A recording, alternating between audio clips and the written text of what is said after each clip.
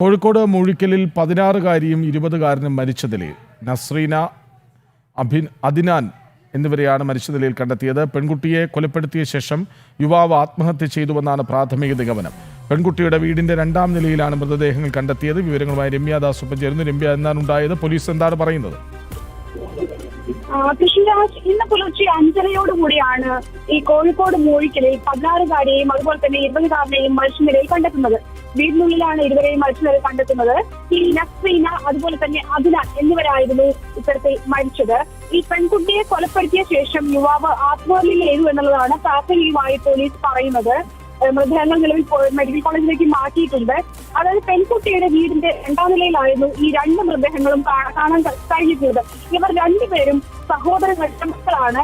ഈ കൊലപാതകത്തിന്റെ കാരണം എന്താണെന്ന് ഇതുവരെയായിട്ടും വ്യക്തമല്ല. ഈ യുവതിയെ, അതായത് ഈ പെൺകുട്ടിയെ, 16 വയസ്സുള്ള പെൺകുട്ടിയെ കൊലപ്പെടുത്തിയ ശേഷം ഈ 20-കാരനായ യുവാവ് സ്വയം ആത്മഹത്യ ചെയ്തു എന്നതാണ് ഇപ്പോൾ പോലീസ് പറയുന്നത്. കുറച്ചു കാലമായി അതിനാൽ ഈ പെൺകുട്ടിയുടെ വീട്ടിലായിരുന്നു താമസിച്ചിരുന്നത്. പക്ഷേ ചില സ്വഭാവ ദൂഷ്യങ്ങൾ ഈ യുവാവിനുണ്ടായിരുന്നു. അതോടുകൂടി തന്നെ ഈ വീട്ടുകാർ ഇവിടുന്ന് മാറി താമസിക്കണമെന്ന് ഈ യുവാവിനോട് ആവശ്യപ്പെട്ടിരുന്നു. തുടർന്ന് ഇന്നലെയാണ് വീണ്ടും യുവാവ് ഈ വീട്ടിലേക്ക് തിരിച്ചെത്തുന്നത്. അതിനുശേഷമാണ് ഇത്തരത്തിൽ ഈ പെൺകുട്ടിയെ ശ്വാസം മുട്ടിച്ച് കൊലപ്പെടുത്തിയ ശേഷം അതിനാൽ തൂങ്ങി മരിച്ചു എന്നുള്ളതാണ് ഇപ്പോൾ ലഭ്യമാകുന്ന വിവരം. ഇതാണ് പോലീസും പറയുന്നത്. ഇതുമായി ബന്ധപ്പെട്ട അന്വേഷണങ്ങളെല്ലാം പോലീസ് പുരോഗമിച്ചുകൊണ്ടിരിക്കുകയാണ്. കൃഷിരാജ്. ശരി, രമ്യാദാസാണ് വിവരങ്ങൾ നൽകി.